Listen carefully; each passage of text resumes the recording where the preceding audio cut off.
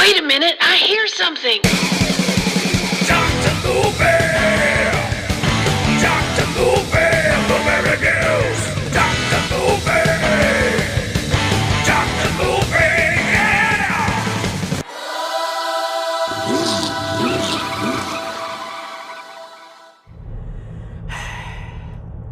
Why? Why do I do this to myself? Why do I love bad movies? I don't know. Is it because I like to root for the underdog? Possibly. Is it because I feel like I'm going to see something I've never seen before? Yeah, that's part of it too. But sometimes whatever I have never seen before, sometimes ain't worth seeing. Welcome back, everybody. It's another episode of Dr. Movie. And we're going to take another dive into a movie that, here's the weird thing about this. At this point, I'm recording this beforehand. I'm thinking about releasing another movie before I release this episode, just so we've got continuity here, and I'll tell you why. This movie is called Devil Dynamite from 1987. Never heard of it. Saw the artwork and I was like, yep, looks like my kind of crap. It's on Tubi, it's for free. And as soon as I hit play, I noticed it's a Gordon Ho film. And folks, this movie is Robo Vampire Part 2. So, I had another show called Short Bus Cinema. If you never checked that out, that's where me and the late Johnny Krug, my good friend, we decided to have fun by watching and trying to find the worst movie ever.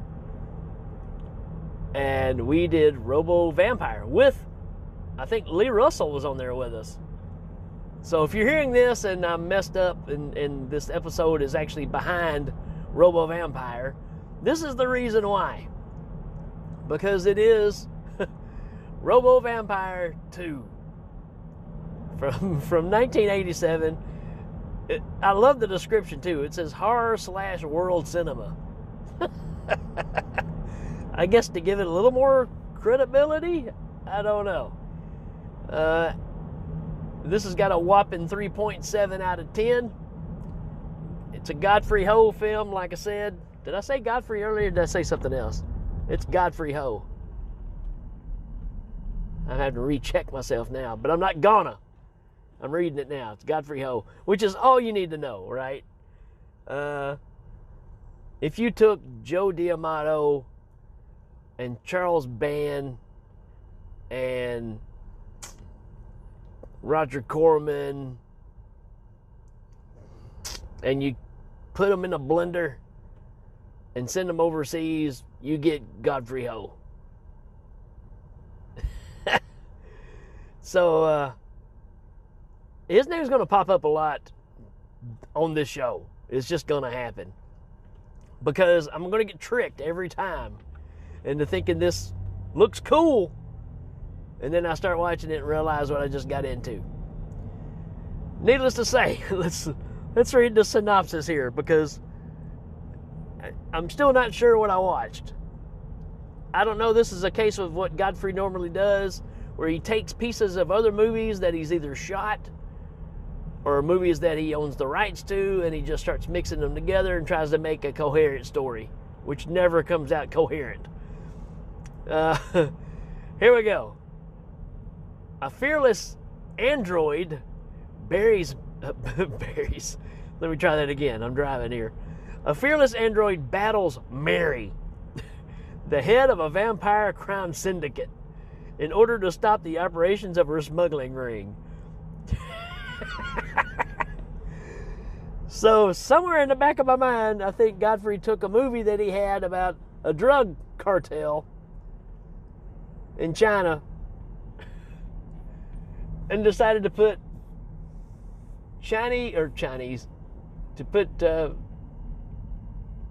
vampires and RoboCop in it. That's all I can figure out, because it's just all over the place. Now, when we talk about the Robo Vampire, the RoboCop, right?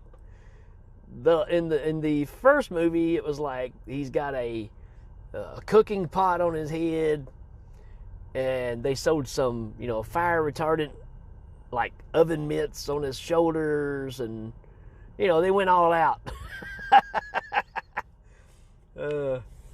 And in this one, they've kind of scaled it back a bit. He's now wearing, it's not even the same dude. So there you go. And not that doesn't happen in our movies, but, the original guy was an American dude, and this guy is obviously not. But for some reason now he's Robo whatever this character is. I don't even know if he's got a name. And they, like I said, they've worked on the outfit a bit. They basically just gave him a fire retardant suit that's silver. That's just a zip up, it's nothing flashy. There's no patches or nothing fancy on it. It's just a zip up fire retardant suit. And he's wearing a very small motorcycle helmet. And it's like they took a couple of knobs off an old TV and they glued those on the side of the helmet for, like, I don't know, ears. And then the face shield that's on the thing, it's not like a face shield that goes on the front of the helmet, that snaps across the top. Somehow they took this piece of shield and put it on the inside of the helmet. And you can tell that they literally just took a strip of tape across the center of this and spray paint the rest of it silver to match the helmet, and just pulled the tape off, and that's how the guy sees. He can see through this strip of plexiglass on this shield. And, I forgot to mention he's wearing a scarf. I mean, how are you going to set off a Robo, hero than a long scarf wrapped around your neck, right? So when you fight, it flails around everywhere. Yeah, man. This is something else, folks. Yeah. So and everybody's got normal American names, like there's Steve, and it's just funny to see these, and people are named like Alex, and which I believe is the name of our hero here. But yeah, I mean, there's this drug cartel that's ran by this guy who hires this, I don't know, priest of some kind that can keep vampires under his wraps. Same kind of the thing from the first one. But these the problem is why would you take all the time to find vampires and try to control them? Because it jumps out of this scene straight into some ninjas. And I'm like, why don't you just hire some ninjas? You can talk to them. They won't try to, they might try to kill you, but they're not going to hop at you and try to bite your neck. In case you didn't know, vampires in this, wherever they're at, they hop. That's how you know they're a vampire. And they get pointed teeth and they bite you on the neck. But they just hop at you. They don't run. They can fight in martial arts, but they hop. I'm not making this up. This is how this movie is. Yeah, you've got this lady Mary who's had an ex-boyfriend. I'm gonna have to look up some names here because I'm so confused. There's so many characters that you can't keep it straight. That's kind of the problem with this movie. I can't even find the characters. Oh well. So much for that idea. I guess they don't exist. But she had a boyfriend that was rich, and they call him the Gambling King. Because for some reason, I don't know if he's got some kind of superpower, because he can tell, like, when they roll the dice and he bets on it, he already knows what they're going to be before it happens. Don't understand it. No understanding of why. But somehow his story wraps around of him, being against Mary here, who's got vampires to help her take over everything. And she's getting married to this young guy, but her ex-husband spent 10 years in jail while she kind of took all of his riches, and now he's wanting to get revenge. So what does he do? Well, he goes to get revenge. He doesn't contact Robo Dude. They have some sort of interaction for like 10 seconds, but it's not like, I want to hire you to take care of this problem. No, he's just somehow they tied the movies together, because I think the same guy was in both movies. I'm telling you, I'm really at a loss on this one.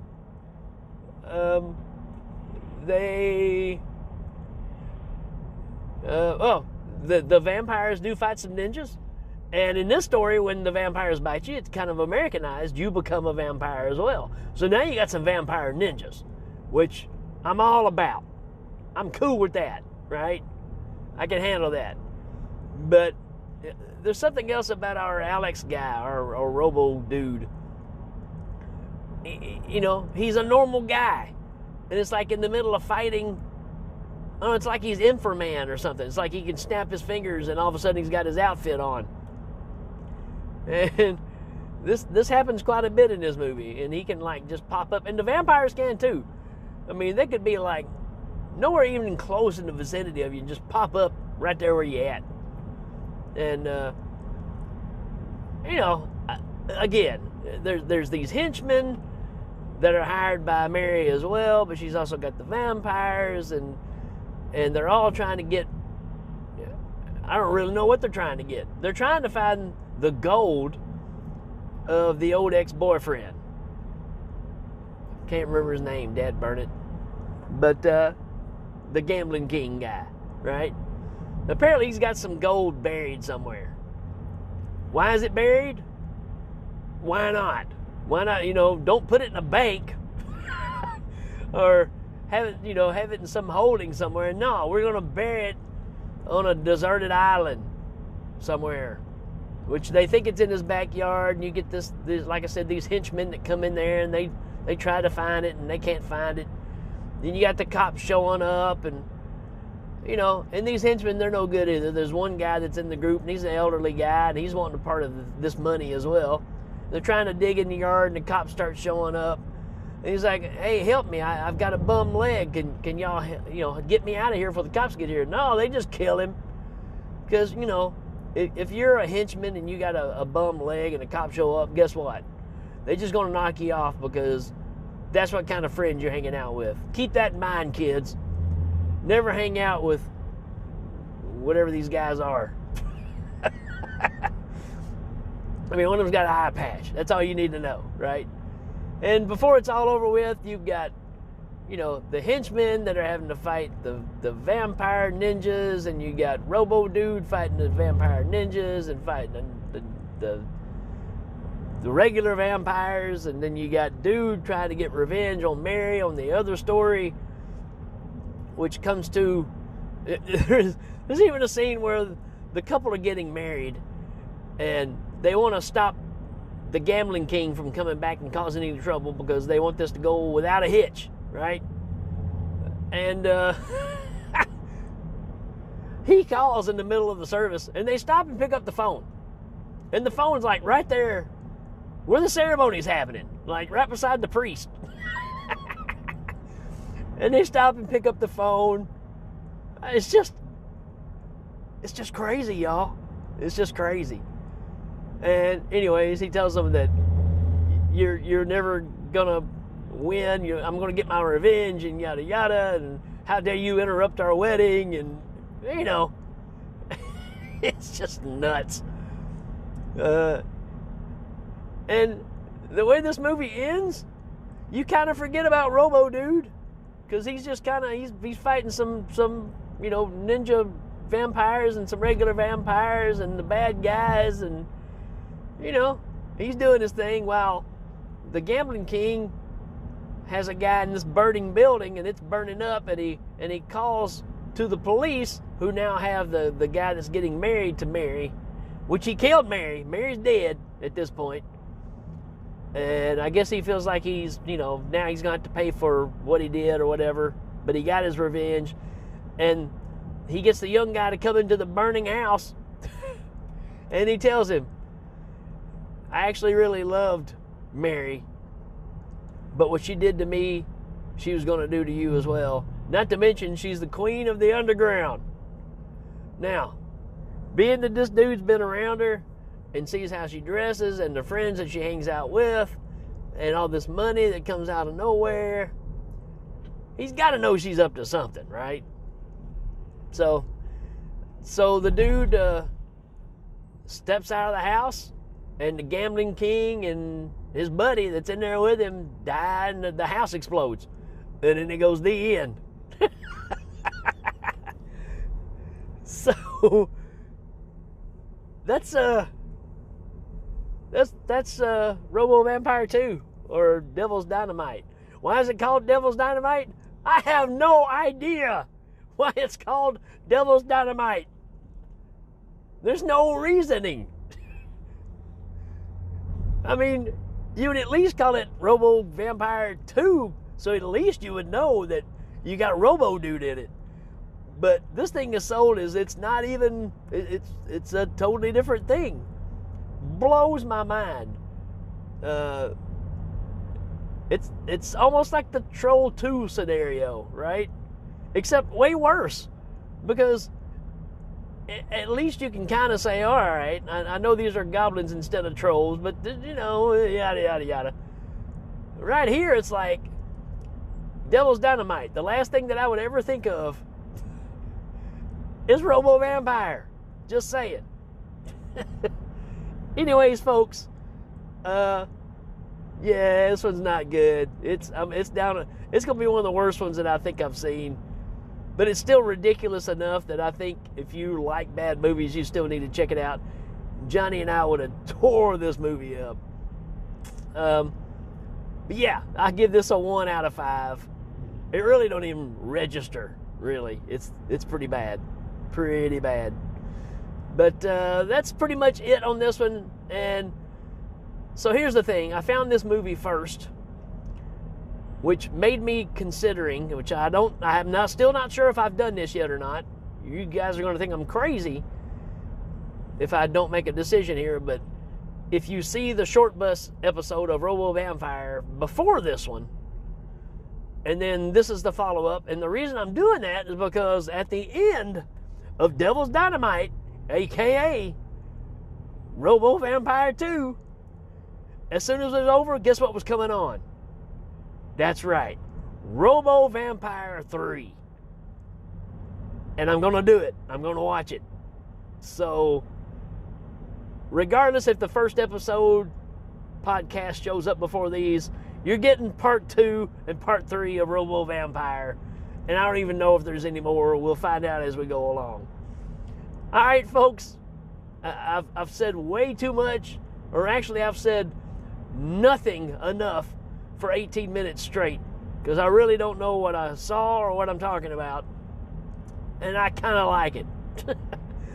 All right, folks. That's it for this one. We will, if all is willing, check you later. Now, hold on, guys. I know normally this is where the show stops, but I had to jump back in because I just got back on my phone and I found out something that's even more mind-boggling. I don't know how this is going to make any sense. Robo Vampire, the first movie, came out after Devil's Dynamite, a.k.a. Robo Vampire 2. How's that even possible? So Robo Vampire is a sequel to Devil's Dynamite. Even though, I mean, we get the whole, backstory of Robo Warrior in the first movie.